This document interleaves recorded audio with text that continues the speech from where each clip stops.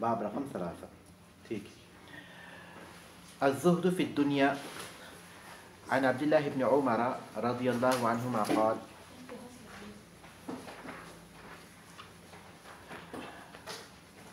أخذ رسول الله صلى الله عليه وسلم بمنكبي یا بمنکبی بھی پڑھا گیا اس کو یا بمنکبی بھی پڑھا گیا. اخذ رسول اللہ صلی اللہ علیہ وسلم بمنکبی فقال کن فی الدنیا کأنک غریب او عابر سبیل. وكان ابن عمر يقول اذا امسيت فلا تنتظر الصباح واذا اصبحت فلا تنتظر المساء وخذ من صحتك لمرضك ومن حياتك لموتك. رواہ البخاری فی کتاب الرقاق باب رقم 3. باب کا عنوان ہے باب قول النبی صلی اللہ علیہ وسلم کن فی الدنیا کأنک غریب. الزہد فی الدنیا دنیا سے بے رغبتی یا دنیا میں زہد اختیار کرنا. دنیا سے بے رغبتی. عن عبداللہ ابن عمر رضی اللہ عنہما قال عبداللہ ابن عمر رضی اللہ تعالیٰ عنہما سے روایت ہے کہتے ہیں اخذ رسول اللہ صلی اللہ علیہ وسلم بمنکبی رسول اللہ صلی اللہ علیہ وسلم نے میرے کندھے پکڑے میرے کندھوں پر اپنا ہاتھ رکھا. اگر بمنکبی کہیں تو میرے دونوں کاندھوں پر میرے دونوں مونڈھوں پر. اخذ رسول اللہ صلی اللہ علیہ وسلم بمنکبی رسول اللہ صلی اللہ علیہ وسلم نے میرے دونوں مونڈھے پکڑے میرے دونوں کاندھے پکڑے. یا پھر بمنکبی میرے کاندھا آپ نے پکڑا میرے کندھے پر آپ نے اپنا ہاتھ رکھا. فقال اور فرمایا کن فی الدنیا کأنک غریب دنیا میں ایسے رہو جیسے ایک پردیسی ہو. دنیا میں ایسے رہو جیسے کوئی پردیسی ہو یا اجنبی ہو. او عابر سبیل یا راہ پر پار کرنے والے مسافر ہو. کن فی الدنیا کأنک غریب دنیا میں ایسے رہو جیسے کوئی پردیسی ہو یا راہ پار کرنے والے مسافر ہو. وکان ابن عمر یقول اور ابن عمر رضی اللہ تعالیٰ عنہ کہا کرتے تھے اذا امسیت فلا تنتظر الصباح جب تم شام کرو تو صبح کا انتظار نہ کرو. واذا اصبحت فلا تنتظر المساء اور جب صبح کرو تو شام کا انتظار مت کرو. وخذ من صحتك لمرضك اور اپنی صحت میں سے اپنی بیماری کے لیے. ومن حیاتک لموتک اور اپنی زندگی میں سے اپنی موت کے لیے کچھ حاصل کر لو. وخذ اور کچھ حاصل کر لو من صحتک لمرضک اپنے صحت کی حالت میں اپنی بیماری کے لیے. ومن حیاتک لموتک اپنی زندگی میں اپنی موت کے لیے. رواہ البخاری فی کتاب الرقاق کتاب الرقاق میں امام بخاری رحمہ اللہ نے اسے روایت کیا ہے. باب قول النبی صلی اللہ علیہ وسلم کن فی الدنیا کأنک غریب اس باب میں کہ نبی کریم صلی اللہ علیہ وسلم کا فرمان ہے دنیا میں ایسے رہو جیسے کوئی پردیسی ہو. عبداللہ ابن عمر رضی اللہ تعالیٰ عنہما سے روایت کہتے ہیں رسول اللہ صلی اللہ علیہ وسلم نے میرے کندھوں پر اپنا ہاتھ رکھا میرے کندھے پکڑے اور فرمایا دنیا میں ایسے رہو جیسے کوئی پردیسی ہو یا راہ پار کرنے والے مسافر ہو. اور ابن عمر رضی اللہ عنہما کہا کرتے تھے جب تم شام کرو تو صبح کا انتظار مت کرو اور جب صبح کرو تو شام کا انتظار مت کرو. اور اپنی صحت میں سے اپنی بیماری کے لیے کچھ حاصل کر لو اور اپنی زندگی میں سے اپنی موت کے لیے کچھ حاصل کر لو. یہ حدیث ہے آج کے سبق میں اور اس کے مفردات کو ہم لوگ پہلے حل کر لیں گے. الکلمہ شرحها منکبی المنکب منکب کہتے ہیں مجمع العضد والکتف کندھے اور بازو کا جوڑ. العضد کہتے ہیں بازو کو اور بازو ہے انسان کے مونڈھے سے انسان کے کوہنی کے درمیان کا حصہ. इंसान के मोंढे से इंसान की कुहनी के दरमियान का हिस्सा जो है बाजू कहलाता है। अल अबुद बाजू, अल कतिफ कंधा। अल अबुद बाजू और कतिफ कंधा, तो कंधे और बाजू का जोड़ यानी मोंढा, ठीक है। तो मनकिब वाहिद है और मनकिबान या मनकिबैन ये तस्निया है। हदीस में जो लफ्ज़ आए हैं उसको बाज़ ने मनकिबी पढ़ा वाहिद के साथ कि रसूल अकरम सल्लल्लाहु अलैहि वसल्लम ने उनके कंधे या उनके मोंढे पर अपना हाथ रखा, या फिर मनकिबैया पढ़ा इजाफ़त की वजह से या और नून साकित हो जाएंगे जैसा कि आप लोग जानते हैं, तो वो तस्निया है वहाँ। और जमा है मनाकिब। अल मनकिब की जमा मनाकिब है और उसकी तस्निया मनकिबान या मनकिबैनी है, और यहाँ तस्निया पढ़ा गया है या फिर उसको मुफरद भी पढ़ा गया है। अल मनकिबु मजमाउल आदुदी वल कतिफी, कंधे और शाने का जोड़, कंधे और बाजू का जोड़, ठीक है। गरीब अल बईदु अन वतनिही, वो जो अपने वतन से दूर हो। अल्लज़ी लैसा लहू मस्कन यअवी इलैही, अल्लज़ी लैसा लहू मस्कनुन यअवी इलैही, जिसका कोई घर ना हो जिसमें वो पनाह लेता हो, जिसमें वो रहता हो। अल बईदु अन वतनिही, वो जो अपने वतन से दूर हो। अल्लज़ी लैसा लहू मस्कनुन यअवी इलैही, जिसका कोई घर ना हो, ठिकाना ना हो जिसमें वो रहता हो या पनाह लेता हो। औ लैसत लिशक्की, अब शक के लिए नहीं है। कान्ना का गरीबुन औ आबिरु सबील में औ जो आया है वो शक के लिए नहीं है। बल लितखीरी वल इबाहती, बल्कि तखीर और इबाहत के लिए है। तखीर इख्तियार, इबाहत मुबाह, मुबाह के माने में। औ हिया बिमाना बल, या फिर वो बल के माने में है, या फिर वो बल के माने में है। औ बहुत से मानों में आता है। जिन मानों में औ आता है उनमें एक माने शक के भी हैं, शक के माने में भी औ आता है। मिसाल के तौर पर अगर किसी से पूछा जाए कि कौन आया है और उसे मालूम न हो कौन आया, तो वो कहेगा कदीम हामिदुन औ महमूदुन, कि हामिद आया है या महमूद आया है, उसे शक है कि दोनों में से कौन आया है। कुरान मजीद से बाद लोग उसकी एक मिसाल देते हैं। अल्लाह फरिश्ते जब क़यामत के दिन अहले जहन्नम से पूछेंगे कि तुम कितना रुके थे, तो वो कहेंगे लबिसना यौमन औ बाद यौम, हम दिन भर रुके थे, एक दिन रुके थे या दिन का कुछ हिस्सा रुके थे। तो औ जो है शक के माने में आता है, और औ इख्तियार के माने में भी आता है। इख्तियार के माने में मिसाल के तौर पर किसी से कहा जाए कि खुद मिनल हकीबती किताबन औ कुर्रासतन, के बैग से तुम किताब या फिर कापी ले लो। यह इख्तियार है, चाहे किताब लो चाहे तो वो लो। या फिर कोई किसी घर में जो है दो बहनें हों और वो मशवरा कर रहा हो कि मैं किससे शादी करूं, तो ये कहा जा सकता है तज़व्वज मिन ज़ैनबा औ फ़ातिमता, कि यह इख्तियारी होगा क्योंकि दो बहनों से एक साथ शादी निकाह नहीं किया जा सकता कि तुम या तो ज़ैनब से निकाह कर लो या तो फ़ातिमा से निकाह करो। तो क्या होगा, वो इख्तियार के माने में है। कुरान मजीद में क़सम के कफ़ारे के बारे में अल्लाह तबारक व तआला ने फरमाया फ़कफ़ारतुहु इत्आमु अशरति मसाकीन मिन औसति मा तुतइमून अहलीकुम औ किस्वतुहुम औ तहरीरु रक़बा। क़सम का कफ़ारा है 10 मिस्किनों को खाना खिलाना, वो दरमियानी दर्जे का खाना जो तुम अपने घर वालों को खिलाते हो, या उनको कपड़े पहनाना 10 मिस्किनों को, या फिर एक गुलाम आज़ाद करना। तो औ किस माने में है, यहाँ इख्तियार के माने में है।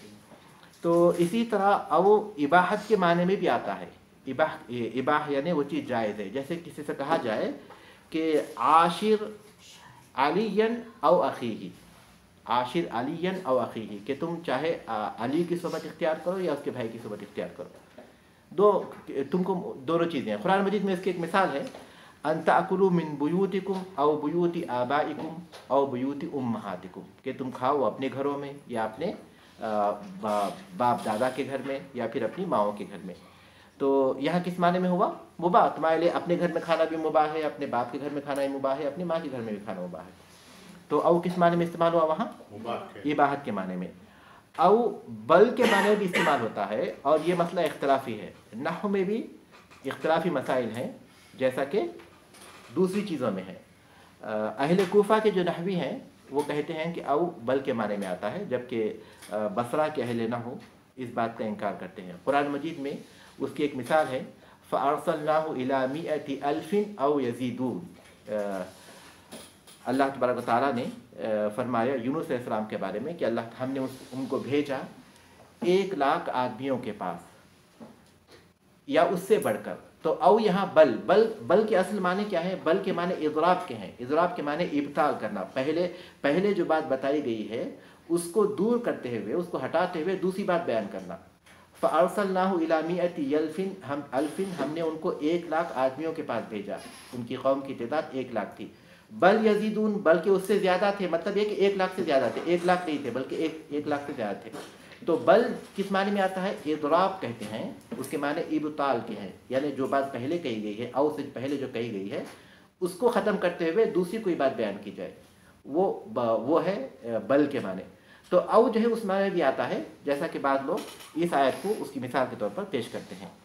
یہاں کس معنی میں ہے اس کا انہوں نے ذکر کیا کہ یا تو اس کو ہم لوگ یہاں جو معنی میں ہے، شک کے معنی میں تو کسی بھی طرح نہیں ہو سکتا، کیونکہ یہ تو وحی ہے، وحی اللہ کے رسول صلی اللہ علیہ وسلم جب کوئی بات کہیں گے تو اس میں شک کا تو کوئی امکان نہیں ہوتا۔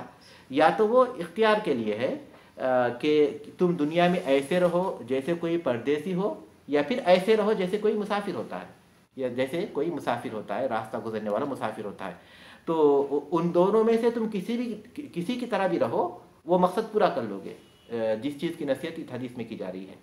یا پھر وہ اباحت کے معنی میں ہوگا، یا پھر جو ہے بل کے معنی میں ہوگا، کیونکہ دنیا میں ایسے رہو جیسے کوئی پردیسی ہو، تو اس سے زیادہ دنیا سے بے رغبتی کی جو بات پائی جاتی ہے وہ مسافر میں پائی جاتی ہے، کیونکہ جو پردیسی کسی مقام پر رہتا ہے تو کم سے کم وہ ٹھہرتا ہے کچھ وقت کے لیے، لیکن مسافر تو اپنے سفر کی حالت میں تو مسافر ہے وہ، تو اس سے زیادہ اس میں دنیا سے بے رغبتی جس کا اس حدیث میں ذکر ہے اس سے زیادہ پائی جاتی ہے۔ تو یا تو یہاں او بل کے معنی میں ہوگا، یا پھر کس معنی میں ہوگا؟ اختیار کے معنی میں ہوگا۔ تو کہتے ہیں لیست للشک کی، شک کے لیے نہیں ہے او، بل للتخیر والاباحہ، بلکہ تخیر اور اباحت کے معنی میں ہے، او ہی بمعنی بل، یا پھر وہ بل کے معنی میں ہے۔ عابر سبیل المسافر، مسافر۔ خذ من صحتک لمرضک ای اعمل زمن الصحت، یعنی صحت کے زمانے میں، صحت کی حالت میں عمل کرو، لیتقابل نقص العمل زمن المرض، تاکہ عمل کی کمی تاکہ وہ برابر ہو جائے یا پوری کرے عمل کی کمی کو مرض کے زمانے میں، مرض کی حالت میں جو عمل کی کمی ہوتی ہے اس کی پوری ہو جائے، تاکہ وہ مقابل ہو جائے یعنی پوری کر دے۔ کس چیز کو؟ نقص العملی، عمل کی کمی کو، کس حالت میں؟ زمن المرض، مرض کی حالت میں، مرض کی حالت میں جو عمل کی کمی ہوتی ہے اس کو پورا کر دے یا اس کے مقابلے میں ہو جائے جب تم صحت کی حالت میں عمل کرو۔ اعمل زمن الصحت، صحت کی حالت میں عمل کرو، لیتقابل نقص العملی، تاکہ وہ برابر ہو جائے عمل کی کمی زمن المرضی، مرض کے حالت میں، مرض کے زمانے میں۔ ٹھیک ہے، اب آئیے حدیث کی طرف۔ دنیا سے بے رغبتی کا اس میں بیان ہے۔ اس حدیث کے راوی ہیں عبداللہ ابن عمر رضی اللہ عنہما، اور ہم اس سے پہلے راوی حدیث کے بارے میں کچھ باتیں بیان کر چکے ہیں، لیکن پھر بھی ایک وقت گزر گیا تو ایک دفعہ ان کو دہرا لیتے ہیں۔ ان کی کنیت ہے ابو عبد الرحمن، کنیت ہے عبداللہ ابن عمر رضی اللہ عنہما کی۔ امیر المومنین عمر بن خطاب رضی اللہ تعالیٰ عنہ کے بیٹے ہیں۔ ہجرت سے 10 سال پہلے پیدا ہوئے، اور بچپن ہی میں انہوں نے اسلام قبول کیا اپنے والد کے ساتھ، اپنے والد کے ساتھ، اور اپنے والد کے ساتھ ہی انہوں نے ہجرت کی۔ اور یہ چونکہ غزوہ بدر کے موقع پر ان کی عمر صرف 13 سال تھی، تو اس لیے وہ خود کہتے ہیں کہ میں نے اپنے آپ کو پیش کیا جنگ کے لیے غزوہ بدر کے موقع پر، اللہ کے رسول صلی اللہ علیہ وسلم نے مجھے قبول نہیں کیا، پھر میں نے اپنے آپ کو پیش کیا ग़ज़वे उहद के मौके पर जब मेरी उम्र 14 साल थी तो अल्लाह के रसूल सल्लल्लाहु अलैहि वसल्लम ने कबूल नहीं किया। यहाँ तक कि सबसे पहला ग़ज़वा जिसमें उन्होंने शिरकत की वो था ग़ज़वे खंदक। उसके बाद वो खंदक में रहे और बैअतुर रिज़वान में रहे, फिर फ़तह मक्का में रहे, और फिर अल्लाह के रसूल सल्लल्लाहु अलैहि वसल्लम की वफ़ात के बाद जो फतूहात हुए थे शाम में और फ़ारिस और इराक़ में और फिर मिस्र और अफ़्रीका में, उनमें ये शामिल थे। उस्मान इब्न अफ़्फ़ान रज़ियल्लाहु ताला ने उन्हें क़ाज़ी का ओहदा पेश किया, लेकिन उन्होंने उसे कबूल नहीं किया, और अली रज़ियल्लाहु ताला ने उन्हें शाम के गवर्नर का ओहदा पेश किया, उसे उन्होंने कबूल नहीं किया। काफ़ी तक़वा और परहेज़गारी में बहुत आगे थे, और अल्लाह के रसूल सल्लल्लाहु अलैहि वसल्लम की सुन्नतों पर अमल करने में इन्हें ख़ास इम्तियाज़ हासिल था। रसूल अकरम सल्लल्लाहु अलैहि वसल्लम की सुन्नतों में अमल करने में बहुत मारूफ़ थे, बल्कि आप सल्लल्लाहु अलैहि वसल्लम की छोटी छोटी सुन्नतें उनका जो है पूरा ख्याल रखते थे। तो काफ़ी सहाबा में इस हैसियत से ये जाने जाते हैं कि वो सुन्नतों का बहुत एहतिमाम करते थे। इनसे 2630 हदीसें रिवायत की गई हैं। 2630 हदीसें इनसे रिवायत की गई हैं। उसमें 168 ये मुत्तफ़क़ अलैह हैं, सही बुखारी और सही मुस्लिम में है। 168 मुत्तफ़क़ अलैह हैं, और 81 ये सही बुखारी में है, और 31 81 और 81 सही बुखारी में है, और 31 सही मुस्लिम में है। उस्मान इब्न अफ़्फ़ान रज़ियल्लाहु ताला अन्हु की शहादत के बाद ये मुसलमानों के इख्तिलाफ से किनारा कश हो गए, और रसूल अकरम सल्लल्लाहु अलैहि वसल्लम से जो अहादीस उन्हें मिली थी उनकी इशाअत में और आमाल सालिहा के करने में वो पूरी तरह मशगूल हो गए। 73 हिजरी में उनका इंतकाल हुआ। मक्के में हज्जाज बिन यूसुफ ने उनकी नमाज जनाजा पढ़ाई, और मक़बरतुल मुहाजिरीन में इनकी तदफीन हुई 73 हिजरी में। जी, मक्के में इनकी वफ़ात हुई। हाँ, हज्जाज बिन यूसुफ वही गवर्नर था, उसी ने नमाज पढ़ाई। किनारा कशी से क्या मुराद? बेरग़बती, किनारा कशी का मतलब है कि उसमें शिरकत नहीं करना, अपने आप को उससे अलग कर लेना। ना तो उन्होंने अली इब्न तालिब रज़ियल्लाहु ताला अन्हु और मुआविया रज़ियल्लाहु ताला अन्हु के मौके पर जो मुख्तलिफ मुसलमानों के इख्तिलाफ़ात सामने आए थे, उनमें से किसी की तरफ ये नहीं रहे, किसी का साथ उन्होंने नहीं दिया। उन्होंने कोई मौक़िफ़ इख्तियार नहीं किया, बल्कि अपने आप को उनसे अलग ही रखा, किसी चीज़ को उन्होंने कबूल नहीं किया उसमें साथ देने में। जी, अगर क्या इस्लाम इजाज़त देता है कि अगर मुसलमानों के बीच में अगर इख्तिलाफ पैदा होता है तो किनारा कशी कर सकते हैं? मतलब हालात पर है, हम ये नहीं कह सकते कि वैसे ही है। उस वक्त के हालात पर है। अब्दुल्लाह इब्न उमर रज़ियल्लाहु ताला अन्हु का जो मौक़िफ़ था वो अपनी जगह पर उनके हालात के एतबार से दुरुस्त है। जो भी है, बहरहाल हम ये नहीं कह सकते कि किस मौके पर कैसा मौक़िफ़ होना चाहिए, लेकिन बुनियादी तौर पर हालात के मुताबिक ही उसका फ़ैसला कर सकते हैं। तो आइए हदीस की तरफ, अल्लाह तबारक तआला उनसे राज़ी हो। अब हदीस की तरफ आइए। रसूल अकरम सल्लल्लाहु अलैहि वसल्लम ने उनके मूंढे, उनके कंधे पर आपने अपना हाथ रखा। रसूल अकरम सल्लल्लाहु अलैहि वसल्लम ने सामने से उनको पकड़ा, किस लिए? तवज्जो दिलाने के लिए, और फिर उस बात को जो बयान की जा रही है उसको याद रखने की तरफ तवज्जो दिलाने के लिए। एक तो उनको अपनी तरफ मुतवज्जे करें, और फिर जो बात बयान की जा रही है उसकी अहमियत उनको समझाने के लिए कि ये बात कितनी अहम है। अल्लाह के रसूल सल्लल्लाहु अलैहि वसल्लम का ये उसलूब था, ये तरीक़ा था अपने सहाबा के साथ कि निहायत मोहब्बत से और नरमी से पेश आते थे, और जब कोई बात बयान करना चाहते तो आपका अंदाज़ ये भी था कि आप तवज्जो दिलाने के जो तरीक़े थे वो इख्तियार करते थे। तो आप सल्लल्लाहु अलैहि वसल्लम ने उनको तवज्जो दिलाने का एक तरीक़ा इख्तियार किया ताकि वो आपकी तरफ मुतवज्जो हो जाए, और उसके बाद एक अहम नसीहत की कि कुन फ़िद दुनिया का अन्नका गरीब, दुनिया में ऐसे रहो जैसे कोई परदेसी हो, और आबिरू सबील, या राह पार करने वाले मुसाफिर हो। ठीक है, तो गरीब किसको कहते हैं? तो गरीब अजनबी को कहते हैं जो अपने वतन से दूर हो। तो दुनिया में ऐसे रहो जैसे तुम कोई अपने वतन से दूर हो, तो इसका मतलब ये हुआ कि तुम अपने उस दुनिया को अपना वतन न समझो, कि उसकी तरफ माइल हो जाओ, या फिर जो है मुतमईन होकर इसमें तुम ये समझ जाओ कि मुझे हमेशा यहीं रहना है, मुतमईन हो जाओ और वहीं रहने लगो।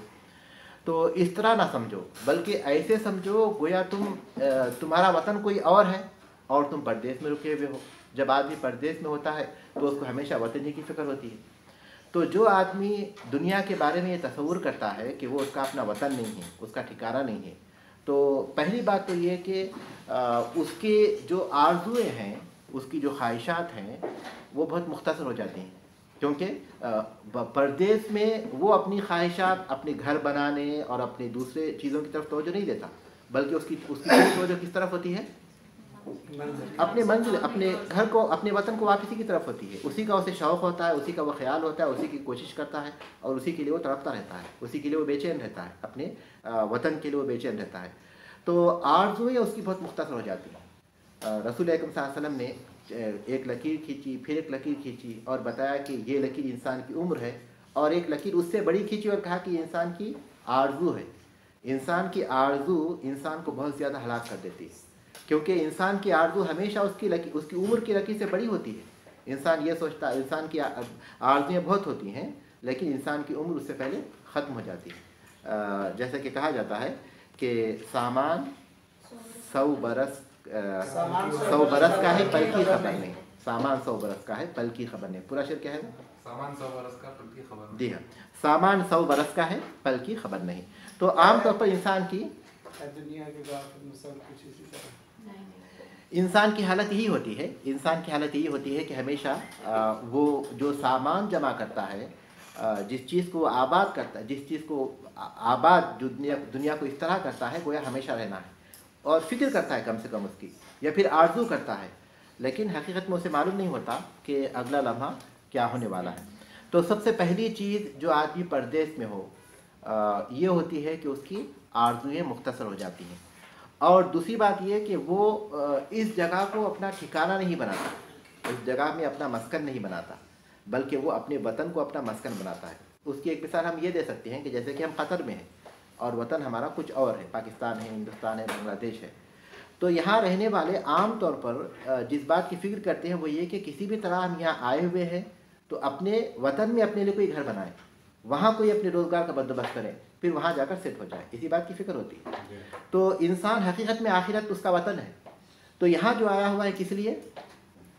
تاکہ عمل کرے اور آخرت کو آباد کرے, کیونکہ وہاں جا کر اس کو ہمیشہ رہنا ہے. جیسے کہ یہاں ہم رہنے والے پردیس میں ہیں اور وہاں ہم کو وہاں رہنا ہے, تو دنیا میں جو ہمارا یہ حال ہے تو آخرت تو ہمیں ہمیشہ کا ٹھکانہ ہے. تو اسی طرح جو آدمی کسی پردیس میں ہوتا ہے تو وہ پردیس میں ہونے کے بعد اس کے باوجود بھی اس کا دل کدھر لگا ہوتا ہے؟ اپنے وطن میں لگا ہوتا ہے اور اس کو آباد کرنے کی کوشش کرتا ہے. تو اس طرح اس میں اس بات کی طرف اشارہ ہے کہ آدمی اپنی آرزوؤں کو مختصر کرے اور پھر دنیا میں اس قدر محنت نہ کرے کہ اللہ کی عبادتوں کو ضائع کر دے, اللہ کی عبادتوں کو ضائع کر دے, اور ایسے کہ گویا اس کو رہنا دنیا میں ہے. جو آدمی دنیا کو اپنا مسکن بنائے گا تو ظاہر ہے کہ وہ آخرت سے بے رغبتی کرے گا, لیکن جو آدمی آخرت کو اپنا مسکن بنائے گا تو ظاہر ہے کہ دنیا سے بے رغبتی کرے گا. لیکن دنیا سے بے نیازی یا بے رغبتی کا مطلب یہ نہیں کہ انسان مباح چیزوں سے کوئی استفادہ نہ کرے یا جو مباح کام کاج ہے اس کی طرف توجہ نہ دے, یہ اس کا مفہوم نہیں ہے. کیونکہ ہم دیکھتے ہیں کہ اللہ کے رسول صلی اللہ علیہ وسلم نے جنہوں نے یہ نصیحت کی, رسول اکرم صلی اللہ علیہ وسلم نے باقاعدہ شادیاں کی, صحابہ نے شادی کی, اور پھر انہوں نے کاروبار کیے, انہوں نے مختلف کام کیے.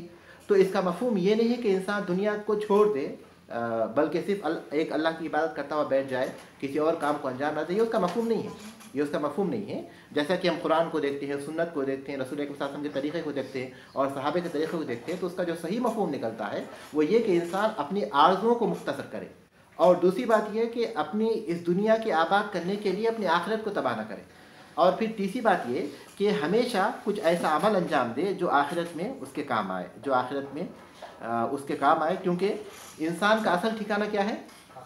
آخرت ہے. فرعون کی قوم کے مومن نے کہا تھا کہ یا قومی انما هذه الحیات الدنیا متاع وان الاخرۃ هی دار القرار.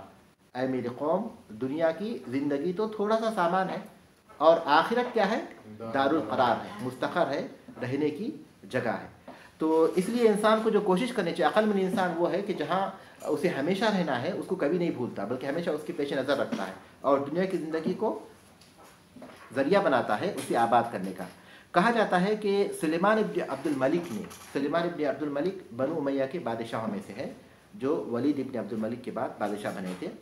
तो सुलेमान इब्न अब्दुल मलिक ने अबू हाजिम रहमहुल्लाह से पूछा कि मा लना नकरहुल मौत, कि आखिर क्या वजह है कि हम मौत को नापसंद करते हैं, मौत को नापसंद करते हैं, उसकी वजह क्या है। तो उन्होंने जवाब दिया लिअन्नकुम अम्मरतुमुद दुनिया व खर्रबतुमुल आखिरह, इसलिए कि तुमने दुनिया को आबाद किया और आखिरत को तबाह कर लिया। फ़इन्नकुम तकरहूना अन तुनक़लू मिनल उमरानी इलल खराब, तुम इस बात को नापसंद करते हो कि आबादी से वीराने में तुम चले जाओ, आबादी से वीराने में मुंतकिल होने को तुम नापसंद करते हो, क्योंकि आबाद तो दुनिया है और आखिरत तो वीरान है, क्योंकि कोई अमल साले नहीं है, आमतौर पर अमल साले इतने नहीं हैं कि आदमी उस पर भरोसा कर सके, तो इसलिए इंसान जो है मौत को नापसंद करता है। इसकी सबसे वाज़ेह मिसाल यहूदी हैं।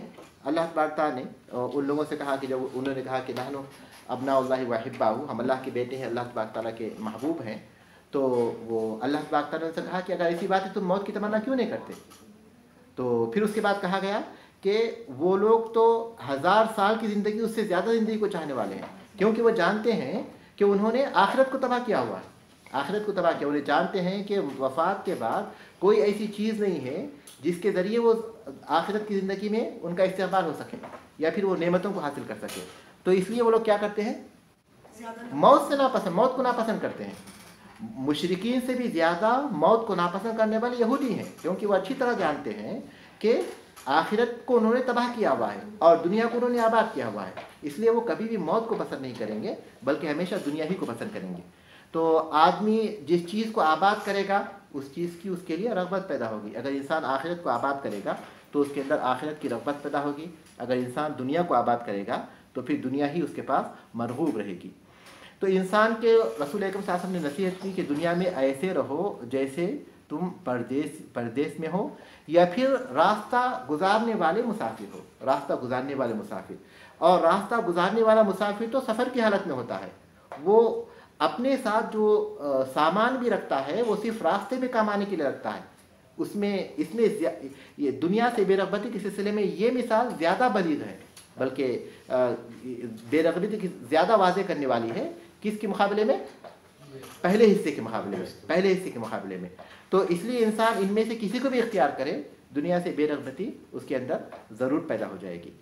इस हदीस को अल्लाह के रसूल सल्लल्लाहु अलैहि वसल्लम ने जिन सहाबी को ये अल्फाज बयान करते हुए नसीहत की थी, उन्होंने उसकी जो मज़ीद तशरीह की उससे बात और भी वाज़ेह हो जाती है। उन्होंने कहा इज़ा अमसैता फ़ला तंतज़िर सबाह, जब तुम शाम करो तो सुबह का इंतज़ार न करो, व इज़ा अस्बहता फ़ला तंतज़िर मसा, और जब सुबह करो तो शाम का इंतज़ार मत करो। यानी मौत को हमेशा अपनी आँखों के सामने रखो। जब मौत को अपनी आँखों के सामने रखोगे तो तुम आमाल सालिहा की तरफ तवज्जो देंगे और फिर अपनी उम्मीदों को मुख्तसर करेंगे और फिर दुनिया के धोखे में नहीं आएंगे और फिर आमाल सालिहा से दुनिया को आबाद करने की कोशिश करेंगे। और फिर उन्होंने कहा कि अपनी सेहत को गनीमत जान लो, या अपनी सेहत के हालत में अपनी मरज़ के लिए कुछ कर लो, क्योंकि पहली बात तो ये है कि आदमी जब सेहत में होता है तो उसके अंदर ताकत होती है, क़ुव्वत होती है, वो अमल सालिह कर सकता है, अल्लाह ताला की इबादत कर सकता है, बंदगी कर सकता है, नेक काम अंजाम दे सकता है। लेकिन जब बीमार हो जाता है तो फिर उसकी तबीयत उसकी तरफ माइल नहीं होती, वो चाहेगा भी तो नहीं कर सकता क्योंकि बीमार है, तकलीफ़ में है। तो इसलिए इंसान के पास जब सेहत है तो उसको चाहिए कि गनीमत जान ले, चाहे कैसे भी हालात हों, चाहे कैसी भी मसरूफियात हों, चाहे कैसी भी बातें उससे कही जाएं, लेकिन उसको चाहिए कि अपने मरज़ से पहले, क्योंकि सेहत और मरज़ ये दोनों हर इंसान के साथ लगे हुए हैं। आज इंसान सेहतमंद है, कल मरीज़ हो जाएगा, तो ऐसी सूरत में उसको चाहिए कि वो क्या करे, सेहत को गनीमत जाने। एक तो वजह ये हुई, और दूसरी वजह ये हुई कि आदमी अगर सेहत की हालत में आमाल सालिहा का आदी होता है या पाबंदी के साथ कुछ नेक अमाल को अंजाम देता है, उसके बाद जब बीमार हो जाता है और उन नेक अमाल को वो नहीं कर सकता, तो अल्लाह तबारक तआला अपने फजल से उसको उसके अजर में वो अमाल भी लिखते हैं जो वो सेहत की हालत में करता है। जैसा कि हदीस है, इज़ा मरिदल अब्दु औ साफ़र कुतिबा लहू मिस्लु मा कान यअमलु मुक़ीमन सहीहा। सही बुखारी की हदीस है कि जब आदमी बीमार हो जाए या सफ़र करे, तो उसके लिए وہ اعمال لکھے جاتے ہیں جو وہ صحت کی حالت میں اور اقامت کی حالت میں کرتا رہا تھا. آدمی اگر جن اعمال صالحہ کا آدمی عادی ہوتا ہے، وہ اس کے وظیفے میں شامل ہوتا ہے، جن کی وہ پابندی کرتا ہے، اگر وہ اس کے بعد بیمار ہو جاتا ہے اور بیماری کی وجہ سے نہیں کر سکتا، تو صحت کی حالت میں جو اعمال وہ کرتا تھا، اللہ تبارک تعالیٰ اپنے فضل سے بیماری کی حالت میں بھی وہ اعمال اس کے نام اعمال میں لکھ دیتے ہیں. اور اسی طرح آدمی اقامت کی حالت میں، مقیم ہونے کی حالت میں جن اعمال کی پابندی کرتا تھا اور سفر میں ہونے کی وجہ سے ان اعمال کو انجام نہیں دے سکتا، تو اللہ تبارک تعالیٰ اپنے فضل سے سفر میں ہونے کے باوجود بھی اور ان اعمال کو نہ کرنے کے باوجود بھی اللہ تبارک تعالیٰ اس کے نام اعمال میں ان اعمال کو لکھ دیتے ہیں. یہ اللہ تبارک تعالیٰ کا فضل ہے. اور پھر اپنی زندگی میں کچھ کر لو اپنی موت سے پہلے، اس لیے کہ انسان کو جو زندگی اللہ تبارک تعالیٰ نے دی ہے وہ اس کے لیے ایک موقع ہے اپنی آخرت کو بنانے کا. ورنہ انسان کے موت کے بعد انسان کو کوئی مہلت نہیں ملے گی، جیسا کہ اللہ تبارک تعالیٰ سورۃ المؤمنون میں فرمایا حتیٰ اذا جاء احدهم الموت قال رب ارجعون. جب ان میں سے کسی کے پاس موت آتی ہے تو کہتا ہے کہ اے میرے رب مجھے لوٹا دے. لعلی اعمل صالحا فیما ترکت کلا انما هو کلمۃ هو قائلها. تو وہ کہے گا کہ اے میرے رب مجھے لوٹا دے تاکہ میں چھوڑی ہوئی دنیا میں واپس جاؤں اور کچھ اعمال کر لوں، کچھ اچھے اعمال کر لوں. اللہ تبارک تعالیٰ فرمایا کہ ہرگز نہیں، انما ہی کلمۃ هو قائلها، وہ تو ایک بات ہے جس کو وہ کہے گا. ومن ورائہم برزخ الی یوم یبعثون، ان کی پشت پر تو، ان کے پیچھے تو عالم برزخ ہے، ان کے دوبارہ اٹھائے جانے تک. یعنی دنیا کی زندگی اور آخرت کی زندگی کے درمیان کی جو آڑ ہے اس کو برزخ کی زندگی کہتے ہیں، برزخ کی زندگی کہتے ہیں. تو اس کے بعد دوبارہ اٹھائے جانے تک تو برزخ میں رہیں گے. تو موت کے وقت وہ تمنا کریں گے، یقینی طور پر موت کے وقت وہ تمنا کریں گے کہ اگر مہلت مل جائے گی تو وہ نیک اعمال کر لیں گے. لیکن اللہ تبارک نے کہا کہ کلا، یہ مہلت انہیں کبھی نہیں مل سکتی.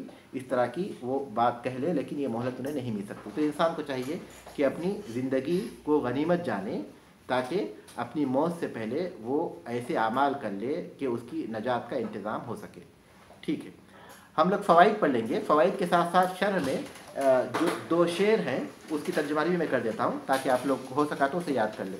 اذا انت لم تزرع وابصرت حاسدا ندمت علی التفریط فی زمن البذر. اذا انت لم تزرع، جب تم بیج نہیں بو گے، یعنی کھیتی نہیں کرو گے، کھیتی نہیں کرو گے. اذا انت لم تزرع، جب تم کھیتی نہیں کرو گے. وابصرت حاسدا، اور جب تم دیکھو کہ کوئی شخص اپنی فصل کاٹ رہا ہے، یعنی کسی اور دوسرے شخص نے محنت کی تھی اور اپنی وہ فصل وہ جو کاٹ رہا ہے. ندمت علی التفریط، تو تم شرمندہ ہو جاؤ گے اپنی کوتاہی پر.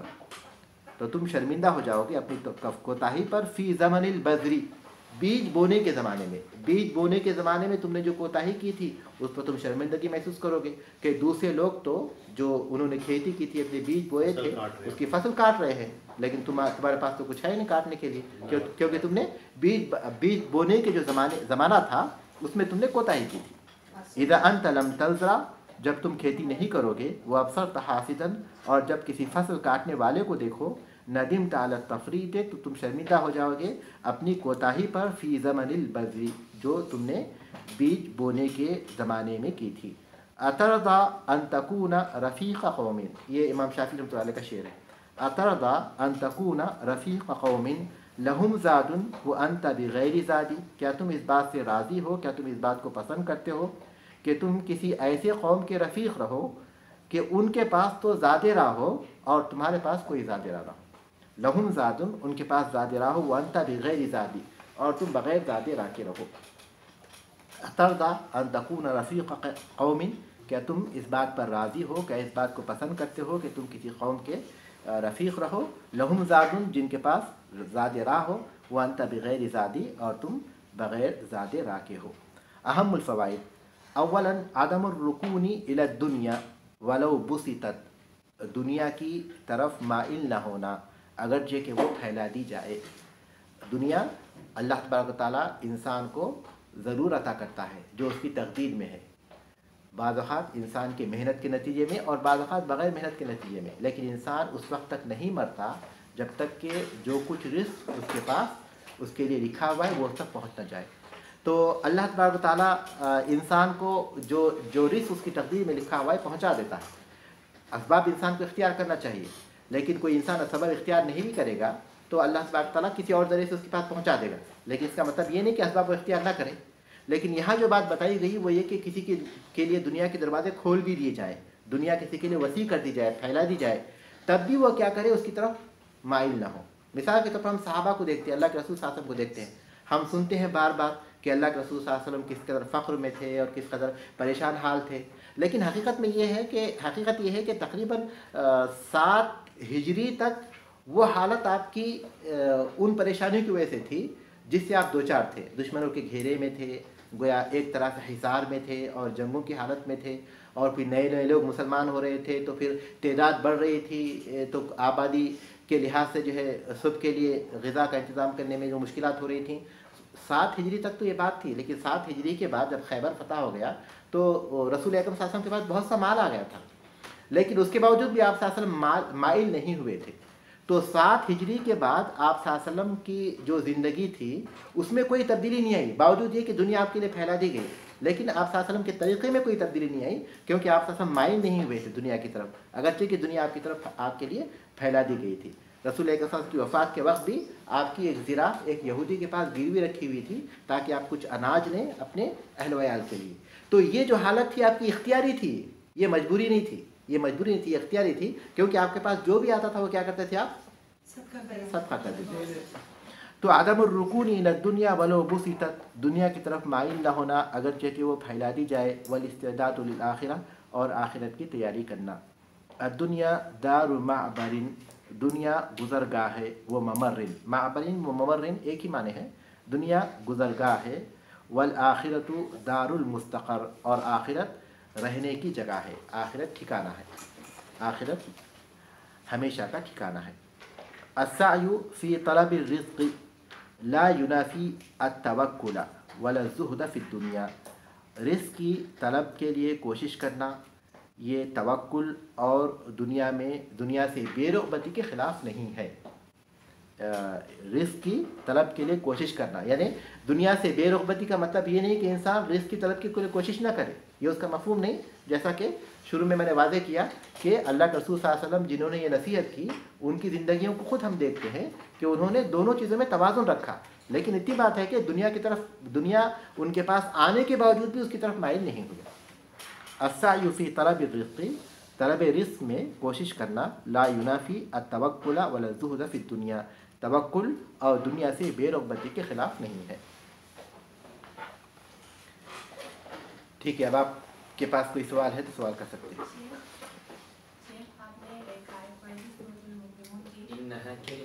جی ہاں پڑھیے پوری آیت. حتی اذا جاء احدهم الموت قال رب ارجعون لعلی اعمل صالحا فيما تركت كلا انها كلمة هو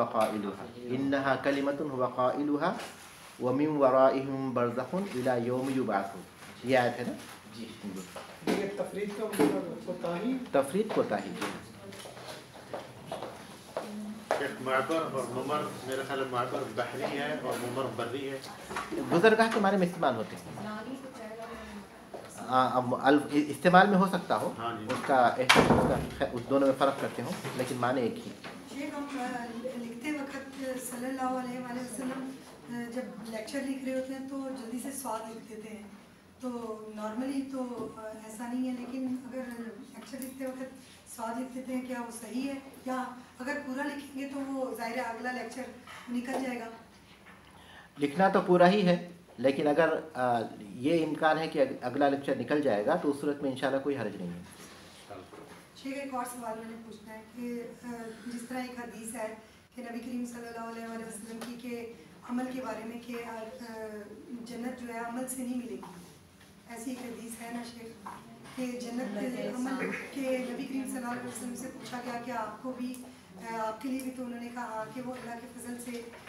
تو شیخ اگر ہم جس طرح محنت کرتے ہیں تو ہمارا عمل ہم اپنے آپ کو اس طرح تو نہیں پاتے کہ جنت اگر ہم محنت کر رہے ہیں اللہ کے لیے تو ہمارے عمل میں ظاہر اس طرح تو نہیں ہوتا کہ اگر ہم دنیا میں اپنے آپ کو اپنا موازنہ کرتے ہیں تو ہم لوگ اپنا تو ایک کسی کو گھر بھی نہیں دے سکتے، تو ہم جنت کا سوال کرتے ہیں. تو ہمارے عمل میں کیا اس قدر ہمیں لگتا ہے کہ ہمارے اندر اتنا اخلاص ہے کہ ہم جنت کا سوال کر رہے ہیں اللہ سے، کہ جنت کوئی چھوٹی چیز تو نہیں ہے؟ بنیادی بات یہ کہ اللہ تبارک و تعالیٰ نے جنت کی رغبت دلائی ہے، جنت کی ترغیب دی ہے، اور اس کے مانگنے کا اللہ کے رسول صلی اللہ علیہ وسلم نے حکم دیا ہے. تو ایسی صورت میں انسان اس خیال کو اپنے دل سے نکالتے ہوئے کہ میں جنت کا مستحق ہوں یا نہیں ہوں، جنت اسے مانگنا چاہیے، کیونکہ وہ چیز ہے جس کے مانگنے کا حکم ہمیں دیا گیا ہے.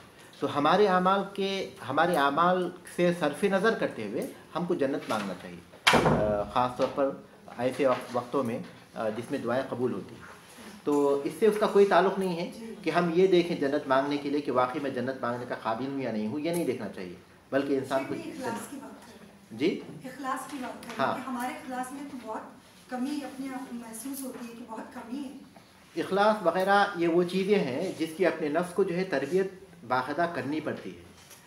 ہو سکتا ہے کہ کبھی ایسا محسوس ہو کہ ہمارے اندر اخلاص نہیں ہے، لیکن پھر ہم کو لوٹ کر آنا پڑے گا، تو پھر اس کی تربیت کرے گا. جیسا کہ ہمارے بعض سلف میں آتا ہے کہ ان سے کہا گیا کہ چلو ہم کسی جنازے میں شریک ہو جائیں، تو انہوں نے کہا کہ چلو 1 منٹ کے لیے، تو 1 منٹ کے لیے اس کے بعد کہا کہ چلو میں نے اپنی نیت کر لی کہ میری یہ جو شرکت ہے وہ خالص اللہ کے لیے ہے، پھر اب اس کے ساتھ چلو. تو اسی حدیث میں جو ہے پہلی حدیث انما الاعمال بالنیات جو عام طور پہ بخاری رحمۃ اللہ نے ذکر کی، تو اسی حدیث میں جو ہے ہمارے بعض سلف کا یہ قول نقل ہے کہ باقاعدہ اس کی تربیت کرنی پڑے گی اپنے نفس کے لیے، جیسا کہ ہم دوسری چیزوں کی تربیت کرتے ہیں. تو اس سے اس بات کے لیے آدمی کا فکر مند ہونا یقیناً بہت اچھا ہے کہ اس کے اندر اخلاص پایا جاتا ہے یا نہیں پایا جاتا. اگر نہیں پایا جاتا اس کو چاہیے کہ پھر سے پیدا کرے، اگر پھر خوف محسوس ہوا کہ نہیں ہے تو پھر سے اس کی طرف لوٹ آئے. تو یہ تو انسان کی ساتھ جو ہے ہمیشہ چلتا رہے. تو ہم عمل کر رہے ہیں، عمل تو کر رہے ہیں، لیکن بعض اوقات ہوتا ہے دل میں اس طرح کے خوف آتے ہیں کہ اخلاص میں ایسی کمی وہ لیول محسوس نہیں ہوتا اپنے آپ کو. تو اس کے طریقے بتائے گئے. آدمی جو ہے موت کو یاد کرے، آدمی قرآن مجید کو جو ہے سمجھ کر پڑھنے کی کوشش کرے، اور پھر جو ہے ایسی چیزیں جس میں رقاق وغیرہ ہوں، جو دل کو نرم کرنے والی چیزیں ہیں، ان کو جو ہے خاص طور پر توجہ کے ساتھ سنیں. تو اپنے دلوں کے جو زنگ ہے اس کو دور کرنے کے جو طریقے بتائے گئے ان کو اختیار کرے. لیکن کبھی بھی انسان اس مرحلے میں نہ پہنچے کہ وہ مایوس ہو جائے اور سمجھنے لگے کہ اب میرے اندر اخلاص پیدا نہیں ہو سکتا اور میرے عمل ایسے نہیں پہنچ سکتے. یہ شیطان کا وسوسہ ہے جو انسان کو ہلاک کرنا چاہتا ہے. انسان کے عمل چاہے کیسے بھی ہوں، کچھ بھی ہوں، لیکن اس کو فوراً اپنی تربیت کرنی چاہیے، اپنے دماغ کو تبدیل کرنا چاہیے، پھر سے اللہ کی طرف رجوع کرنا چاہیے اور پھر سے آگے بڑھنا چاہیے. یہی سلامتی کا راستہ ہے. شیخ صاحب یہ بھی ہے نا کہ امید اور خوف کے درمیان جو مطلب ہوتا ہے، تو یہ ایک ایمان کی نشانی ہے نا کہ آپ کو امید بھی ہو اور خوف بھی ہو. جی